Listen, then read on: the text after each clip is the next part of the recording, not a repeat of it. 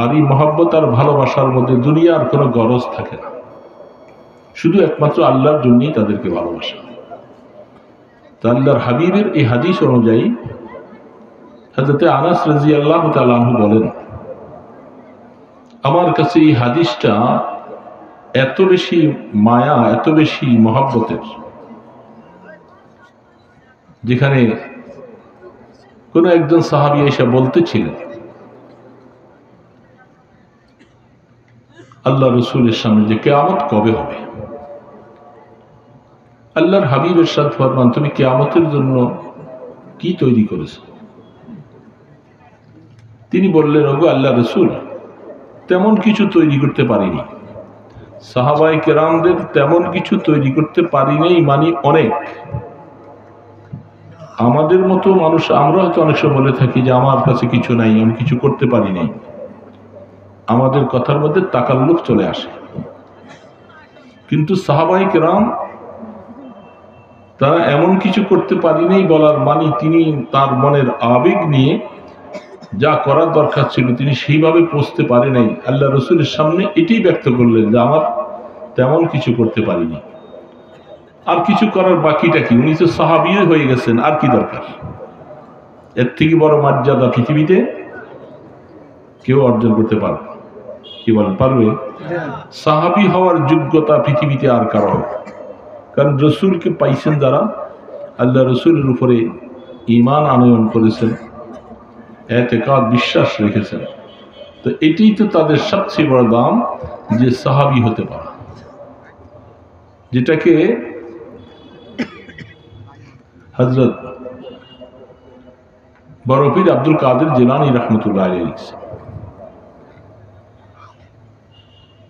মুফরিদাতের মধ্যে লিখেছেন, ইমামে মুআবিয়া রাদিয়াল্লাহু তাআলা আনহু যেহেতু ওনার ব্যাপারে কিছু মানুষের লবকুশাই আছে, জবান দিয়ে কিছু আজে বাজে কথা বলে, সেই ইমামে মুআবিয়া রাদিয়াল্লাহু তাআলা আনহু যে ঘোড়াটার পিঠে সওয়ার হয়ে তিনি যুদ্ধ করছেন, সেই ঘোড়ার পায়ের নিচে যে ধুলা কণাটা আমি আব্দুল কাদের জিলানী সারা জিন্দেগি শেষ করলো সেই ধুলার কণার সমান হতে পারবো না।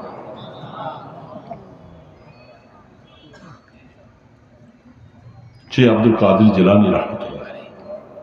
তাহলে সাহাবী হওয়ার মতো মাকাম, এর থেকে পৃথিবীতে আর বড় মাকাম আর হতে পারবে না। হাজারো চেষ্টা করলেও কোনোদিন সম্ভব না। রসুল পাবে কোত্থেকে এখন সাহাবী পেতে? এই জন্য ওই সাহাবী বলছিলেন তেমন কিছু অর্জন করতে পারিনি, তবে ওকে রসুল আমি যা অন্তর থেকে বলছি, যে আমার অন্তরের মধ্যে যে কথাটা আছে, আমি আল্লাহ এবং আল্লাহর রসুলকে জীবন থেকে বেশি ভালোবাসি। আল্লাহ এবং আল্লাহ রসুলকে যেহেতু জীবন থেকে ভালোবাসি, আল্লাহ পাকের সাথে তো দেখা নাই, কথাবার্তা নেই, কিন্তু রসুলকে তো আমরা দেখতেছি, জীবন থেকে বেশি ভালোবাসি। আল্লাহ রসুল ঠিক ওই মুহূর্তে সাহাবীকে বললেন, আল মারউ মা মান আহাব্বা, সাহাবী মনে রাখো, যেহেতু কথার মধ্যে কোনো দুই নম্বর নেই, অন্তরে যা আছে মুখে তাই। আল্লাহ রসুল বলেন, তুমি যাকে ভালোবাসো নিশ্চিত থাকো কিয়ামতের ময়দানে হাসর তার সাথে হবে। হযরত আনাস রাদিয়াল্লাহু তাআলা আনহু তিনি ওই মজমার মধ্যে ছিলেন। তিনি বলতেছেন যে আমার কাছে যত হাদিস আছে সবচেয়ে আমার কাছে বেশি প্রিয় হাদিস হলো এটা, কারণ আল্লাহর রসুলকে জীবন থেকে বেশি ভালোবাসি। সেই হিসাবে নিশ্চয়ই আশা করবো আল্লাহ পাকের কাছে কিয়ামতের ময়দানে হাসর হবে রাহমাতে দো আলম মুহাম্মদ রাসূলুল্লাহ সাল্লাল্লাহু আলাইহি ওয়াসাল্লাম। কথাটা বলা খুব সহজ, আমাদের জামানায় আইসা আমরা এই দাবি করাটা অনেক কঠিন। কি বলে, ঠিক না ভাই? ঠিক। এই জামানায় আমি যদি বলি যে আমি আল্লাহ এবং রসুলকে আমার জীবন থেকে ভালোবাসি, কথাটা বাস্তবায়ন করা অনেক কঠিন। এই জন্য হযরত আনাস রাদিয়াল্লাহু তাআলা আনহু, আল্লাহ পাক আনাসকে আল্লাহ রসুলের কাছে খাদেম হিসাবে পেশ করলেন। খুব মহব্বত ছিল। খাদামতুন নবী সাল্লাল্লাহু আলাইহি ওয়াসাল্লাম 10 সিনিন মা ইয়াকুলু লিমা ফাআলতা আল্লাহ ফাআলতা। আমি 10 বছর আল্লাহ রসুলের খেদমত করেছি। 10 বছর রসুল আমাকে কোনোদিন এই কথা বলে নাই যে আনাস এটা কেন করলা, কেন করো নাই। এত বড় আখলাকওয়ালা পৃথিবীতে আর কোনোদিন কোনো মানুষ আনবে না। আমরা কি পারবো আমাদের এই আখলাক? কত রাগ, কত গোসা, কত কিছু আমাদের জীবনে হয়ে যায়, পারিবারিক জীবনে হয়, সন্তানদের সাথে হয়, ছাত্রদের সাথে হয়, মানুষের সাথে হয়। আমরা তো অর্জন করা কঠিন আছে। হযরত আনাস বলতেছেন এটা আল্লাহ রসুলের কত বড় এক মুজিজা। তার খাদেমটাকে 10 বছরের ভিতরে কোনোদিন কেন করছো, কেন করো নাই শব্দটা আখলাক। এই জন্য হযরত আনাস রাদিয়াল্লাহু তাআলা আনহুর মা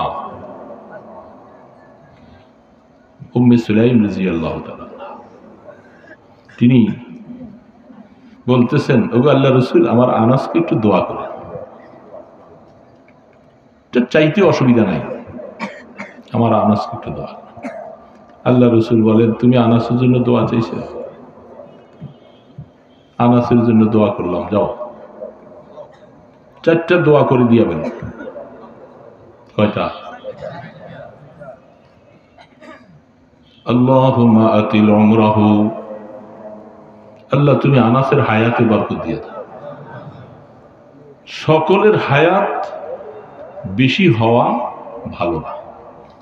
নেককারদের হায়াত যদি বেশি হয় অনেক প্রশংসা, অনেক খুশির কথা। কারণ গুনাহগারের হায়াত যত বাড়বে তত গুনাহ বেশি হবে, আর নেককারের হায়াত যত বরফ বেশি হবে ততকার ইবাদত বাড়তে থাকবে। এই জন্য নেককার ওয়ালাদের হায়াতের মধ্যে বরকত হওয়ার জন্য দোয়া করা, এটা রাসূলের হাদিস দ্বারা সুন্নাত।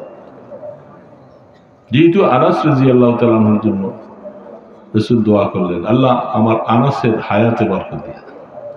এত বরকত আমি আজকেও দেখেছি, বুখারী শরীফ হাদিসের ব্যাখ্যা করতে দেখতেছিলাম। আল্লাহ পাক হযরত আনাস রাদিয়াল্লাহু তাআলা আনহুকে লম্বা হায়াত দিয়েছেন। সর্বশেষ সাহাবাদের মধ্যে আর 2-1 জন বাকি ছিল, আর কেউ বাকি ছিল না। অনেক লম্বা হায়াত। হায়াত লম্বা হলে রিজিকত বরকত লাগবে। খাবি কি বলেন? হায়াত লম্বা কি লাগবে? রিজিক লাগবে না? কি মুনাসাবাত দোয়াগুলোর মধ্যে, একটার সাথে আরেকটার সাথে কি মুনাসাবাত, কি সম্পর্ক। যেহেতু হায়াত লম্বা দেওয়ার জন্য আল্লাহ তোমার কাছে দরখাস্ত, জমিনের মধ্যে থাকলে তোমার রিজিক খাবে, এই জন্য দোয়াটার মধ্যে 2 নম্বর দোয়া করে দিলেন, ওয়াবারিক মালাহু, আল্লাহ আনাসের মালের মধ্যে বরকত দিয়ে। এখন মুনাসাবাত মিল হয়েছে, সুন্দর সম্পর্ক হয়েছে, হায়াত বড় হবে, রিজিকও আল্লাহর তরফ থেকে বরকত হতে থাকবে। ওয়াবারিক ফি মালিহি, আল্লাহ আনাসের মালে বরকত দেন। হযরত আনাস রাদিয়াল্লাহু তাআলা আনহু বলেন, আমি আল্লাহ পাকের শুকর আদায় করতেছি, আল্লাহর হাবিবের দোয়ার বদৌলতে আল্লাহ আমার মালের মধ্যে অনেক বরকত দিয়েছেন। রাহমাতের দোয়া, আলমের দোয়া, মালের মধ্যে বরকত। কেমন বরকত? মদিনার আমার সাহাবী ভাইদের খেজুর গাছটার মধ্যে ফল হয় বৎসরে 1 বার, আর আমার গাছে ফল হয় বৎসরে 2 বার। সুবহানাল্লাহ বলবেন না একটু? শুকর আদায় করার বিষয়। অনেক সময় আজীব আল্লাহ রসুলের দোয়া, সাহাবায়ে কেরাম বলেন আমরা এই দোয়া পাই নাই, যার কারণে আনাসের ভাগ্য ভালো, গাছে ফসল 2 বার। আল্লাহ। 3 নম্বর আরেকটা দোয়া, মাল হয়েছে, নিজের হায়াতও বেশি হয়েছে, এখন এগুলা খানেওয়ালাও তো আরো বেশি দরকার মানুষ। ওয়াবারিক ফি আওলাদি, এখন আওলাদ পর্যন্ত দরকার। এই মাল, এত মাল খাবে কে? আমাদের তো আওলাদ পর্যন্ত দরকার নেই, আমরা একটা হলেই যথেষ্ট। কি বলে ঠিক না? আগে দুইটা ছিল, এখন একটা। যারা সন্তান, হাদিস কোরআন শরীফে অগণিত আয়াত, যারা এই নিয়তে বাত কন্ট্রোল করে যে সন্তান বেশি হলে আমি খাওয়াবো কি করে, তার ভরণ পোষণ কিভাবে দিব, তার চিকিৎসা কিভাবে করাবো, তার লেখাপড়া কিভাবে করাবো, যারা এই নিয়তে বাত কন্ট্রোল করে এরা সন্তান হত্যা করার গুনাহ হবে। অনেক সময় সন্তান পেটে আসার পরে বলে যে আর তো এই সন্তান রাখা যাবে না, চুপচাপ করে গাইনি বিভাগে যেয়ে বাচ্চাটাকে ফেলে দেয়। এই জন্য আমাদের সিলসিলা তরিকার মধ্যে বায়াত মুরিদের মধ্যে যে সমস্ত শব্দগুলি আছে এর মধ্যে একটা শব্দ আছে, আমি কাউকেও খুন করব না। এই খুন করার মধ্যে এই ব্যাখ্যাটা আছে, যারা এমনি তো ডাইরেক্ট কাউকেও খুন করে না, কিন্তু নিজের সন্তান পৃথিবীতে মায়ের পেটে আসছে, রূহ চলে আসছে, এমন সময় তার কথা হলো, সিদ্ধান্ত হলে সন্তান রাখা যাবে না, এই সন্তানটাকে মায়ের গর্ভ থেকে ফেলে দেওয়া হয়, সে একটা মানুষ হত্যার গুনাহ নিয়ে কিয়ামতের ময়দানে উঠবে। এমন মানুষ আমাদের দেশে আছে নাকি? কম না বেশি?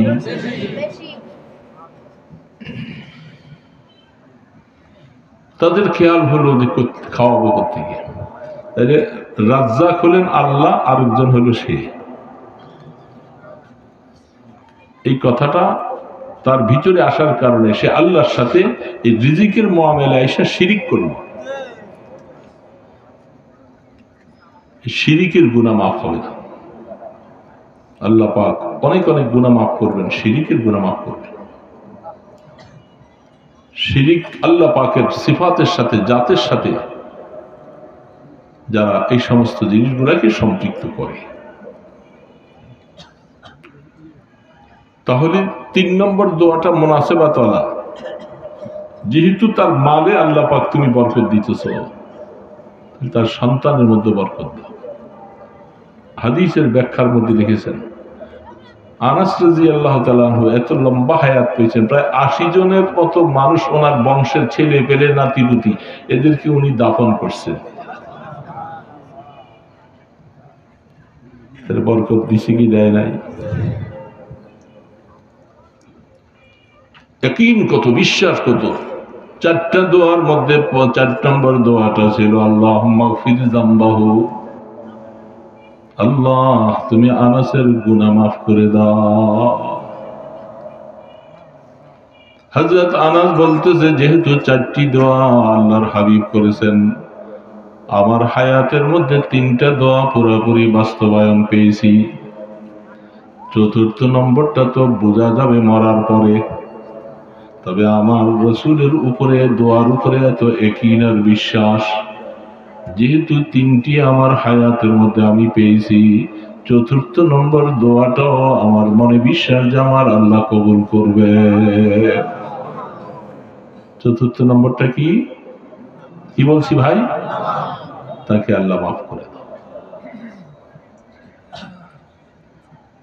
তো বলতেছিলাম যে হযরত আনাস রাদিয়াল্লাহু তাআলা বলছেন যে আমার কাছে সবচেয়ে বেশি মজার কথা হলো যে রাসূল কি ভালোবাসি এবং হাসর কিয়ামতের ময়দানে রাসূলের সাথে আমি এই কথাটার সূত্র থেকে আসছি।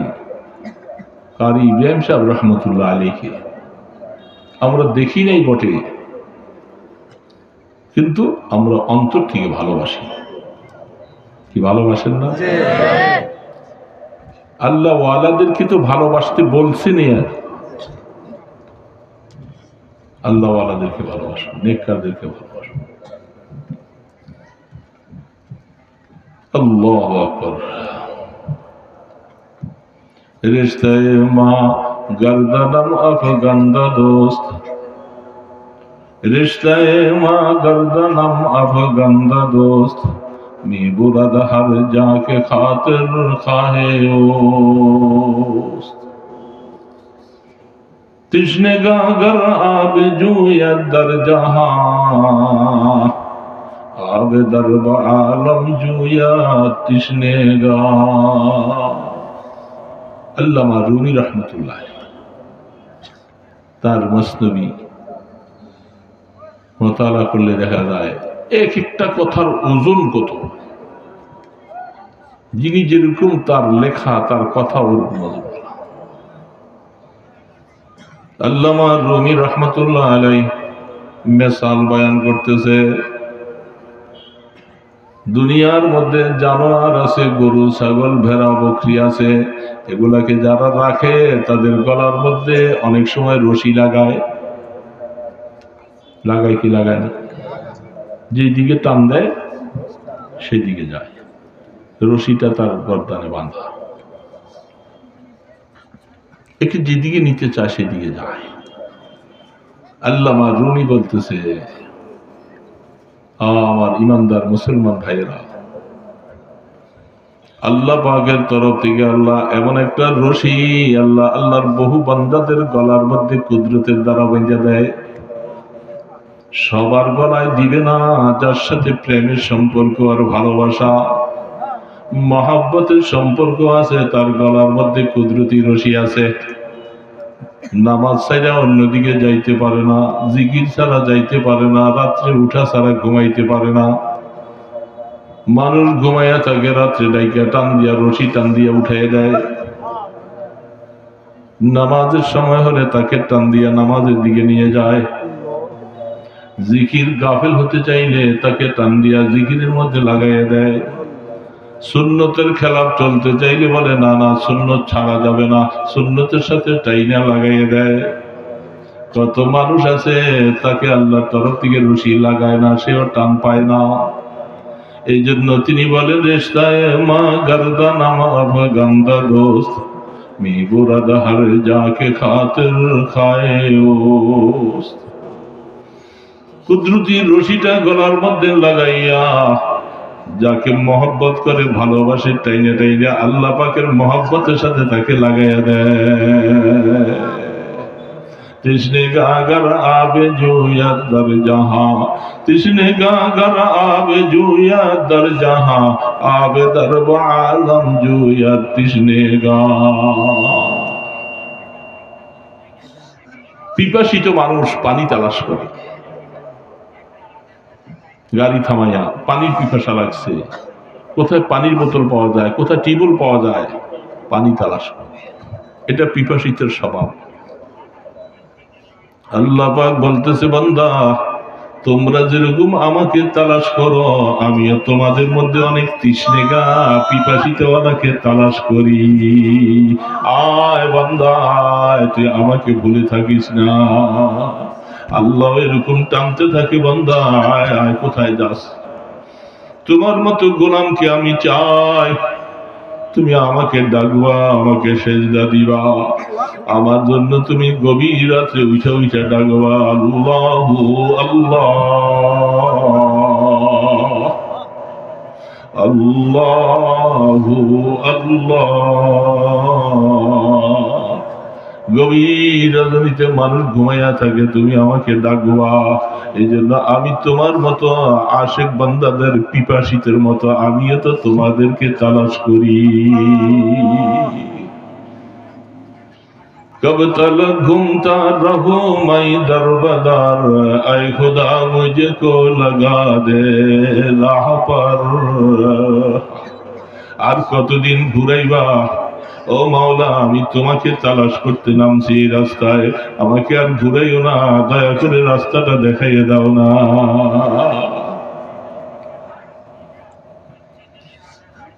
আল্লাহ পাক যদি কাউকে রাস্তা দেখাইয়ে দেয়, কেউ তাকে ধরে রাখতে পারে না। আল্লাহর মহব্বত যখন আসে, তখন আল্লাহ যখন রশি ধরে টান দেয়, গোলাম ছুটতে থাকে। সে পাশের মানুষ ঘুমায় নাক ডাইকা, আর সে পাশের থেকে উঠে আস্তে আস্তে নামাজের মধ্যে দাঁড়ায়। আছে না নাই বাবা? यारे सबरा रोज महजूरी मदे, जाने करवदी दरा दूरी मदे।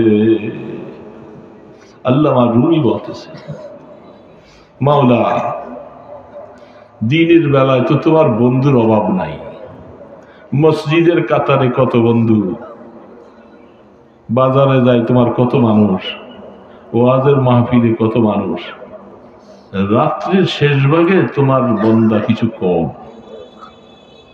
কম না? আমি একটা তোমার আদনা গোলাম, রাত্র গভীরে উঠে আমি তোমাকে তালাশ করতেছি মাওলা। দিনের বেলায় এত বন্ধুদেরকে পাইয়া রাত্রির বেলা আমার আদনা গোলামকে তুমি ভুইলা যাইও না। ইয়ারে সবেরা রোজ মাহজুরি মদে, ইয়ারে সবেরা রোজ মাহজুরি মদে,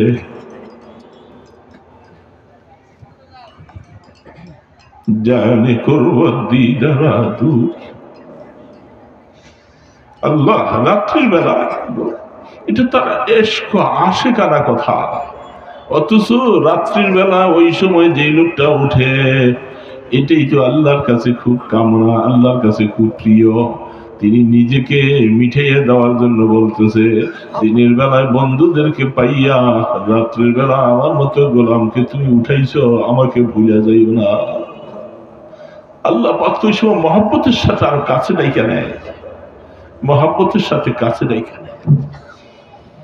আল্লাহু আকবার, আল্লাহু আকবার। দোস্ত, ছোট্ট আয়াত পড়েছিলাম পাশে বুখারী শরীফের প্রায় 6 নম্বর হাদিসটুকু।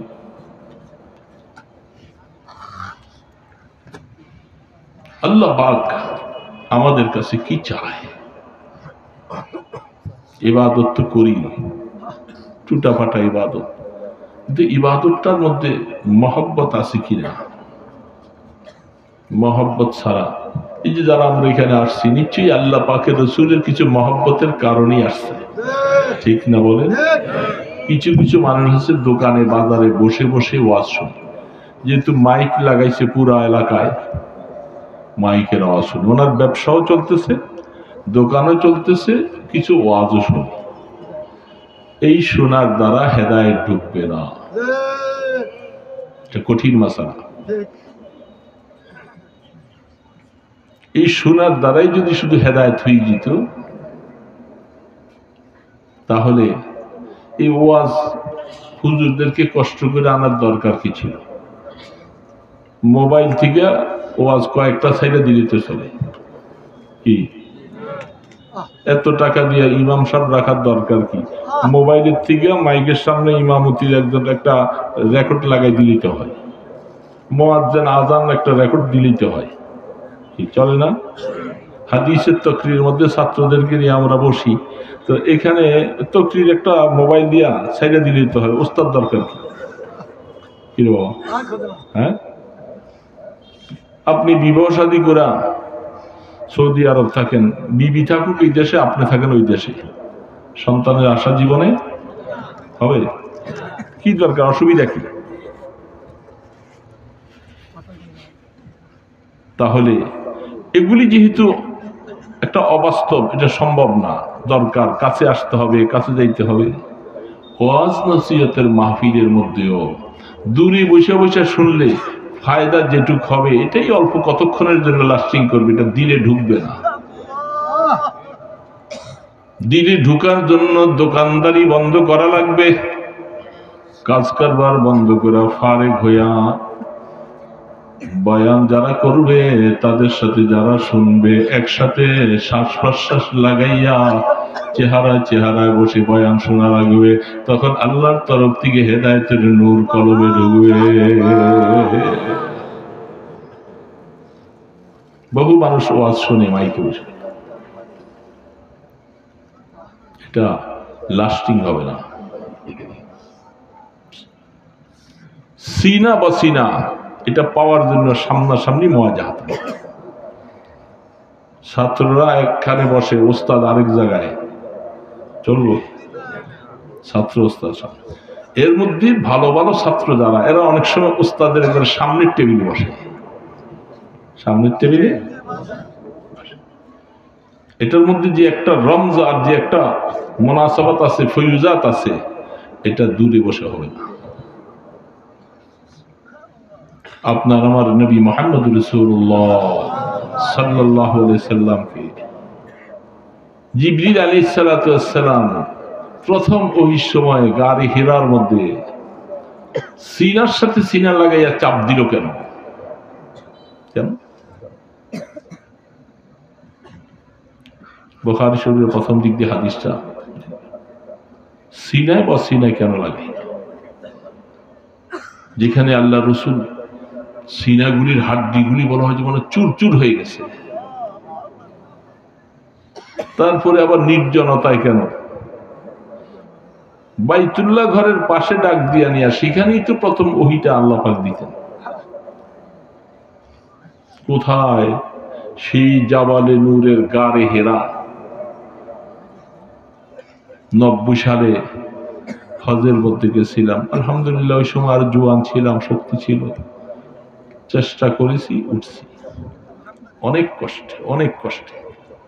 মাঝ পথে যাইয়া শরীর থরথর করে কাঁপতেছিল, হাত ছুটে গেলে একবার শেষ।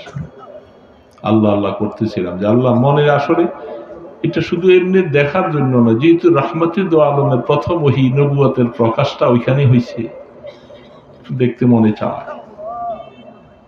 একজন পাকিস্তানি মানুষ আমার অবস্থা দেখে আমাকে একটু হিম্মত আফজাইয়ের জন্য বলেন, হিম্মত না হারো, কোশিশ করো, উঠ যাও। এই বেচারের কথা শোনার পর একটু সাহস আসে। উঠা দেখি গারে হেরা, জাবালে নূরের থেকে বাম দিকে একটু ক্রস করে ওই সামনে কুদরতের দ্বারা মনে হয় এটাকে আল্লাহ পাক সেইখানে আগের থেকে পাহাড়টা কাইটা এমন ভাবে মেহরাবের মতো তৈরি করে রাখছে, দুইজন মানুষ বসতে পারে, দুইজন মানুষ দাঁড়াইতে পারে। এটা আল্লাহ প্রদত্ত বানানো। তো সেইখানে রাহমাতুল আলমকে আল্লাহ উঠাই নিলেন। হাদিসের মধ্যে তার বিভিন্ন ব্যাখ্যা লিখেছেন, কাশফুল বারিওয়ালা, নাসরুল বারিওয়ালা, হাফিজে হাদিস ইবনে হাজার আসকালানী সবাই লিখছেন যে রাসূল সেখানে কেন গেলেন, এবং এতটুকু লিখেছেন যে আল্লাহ রসুলের দাদা আব্দুল মুত্তালিবও সেখানে মাঝে মধ্যে ধ্যানে বসতেন। বোঝা গেল যে আল্লাহ পাক যে নবী আমাদেরকে দিয়েছেন তার বংশধারারা এরা মুশরিক ছিল না, এরা মুওয়াহহিদ ছিল, তারা তাওহীদওয়ালী ছিল, যদিও ওই সময় নবুয়তের গ্যাপ ছিল। সেই বংশ থেকে আল্লাহ পাক নবী দিয়েছেন। এটা বন্ধ করেন। এই বাদাম খাইতেছেন, আমি এটা আমার সামনে এসে আবার বসছেন বাদাম খান, এটা ঠিক না। একসাথে আপনার মতো একজন মানুষ, এটা আমার কাছে খুব গায়রত লাগবে, বড় তাজ্জুব লাগবে। আপনি কি করে, আপনি মনে চাইলে আমি 1 কেজি বাদাম আপনার কিনে দিব, বাড়িতে বাসায় বসে বসে খাবেন। দিনই কথা শুনতে আসার পরে বাদাম খাবেন, কেন বসছি এখানে, কেন আসছি? সময়টার কি দাম নাই? কত কষ্ট করে সময়টা কোরবানি করে আইসা বসে আছে, দাম নাই বাবা। বুঝে না, বুঝির অভাব, বুঝির অভাব। আল্লাহু আকবার। তো আল্লাহ পাক সেখানে তার বন্ধুকে নিলেন। লম্বা কথা, সেটা হাদিসের তকরির অনেক লম্বা লম্বা কথা আছে। বুখারী আলাইহির রাহমাত প্রথম ওহীর কথা বয়ান করলেন, সেইখানে কিভাবে জিবরিল চাপটা দিচ্ছেন রাসূলকে। প্রথম চাপের সাথে ভিতরের যা কিছু গ্রহণ করার মতো যে প্রতিবন্ধকতা যেগুলি আছে ওগুলি বাইর করে দিচ্ছে। দ্বিতীয় নম্বর চাপের সাথে এবার যখন বলতেছেন এ করা, দ্বিতীয়বারও চাপ দিয়ে ছেড়ে দিলেন। রাসূল বলতেছেন মা আনা বিকারিন, আমি তো পড়তে জানি না, পড়তে জানি না। সেখানে মুহাদ্দিসিনে কেরাম লিখছেন এই কথাটা আকলে বোঝা বড় কষ্ট, কারণ এই ইকরা শব্দটা এখানে যারা আছেন সবাইকে যদি এখন বলি উচ্চারণ করতে, বলনেওয়ালার মুখে শুইনা শুইনা সবাই উচ্চারণ করতে পারবে না। সেখানে রহমতে দো আলমকে আল্লাহ পাক ইকরা শব্দটা বলতে বলছে জিবরিলের মাধ্যমে। রাসূল বলেন মা নবী কারি, আমি পড়তে পারি না, এটা তো আকল তসলিম করে না। এই জন্য সেখানে ব্যাখ্যার মধ্যে অনেক কিছু লিখছেন যে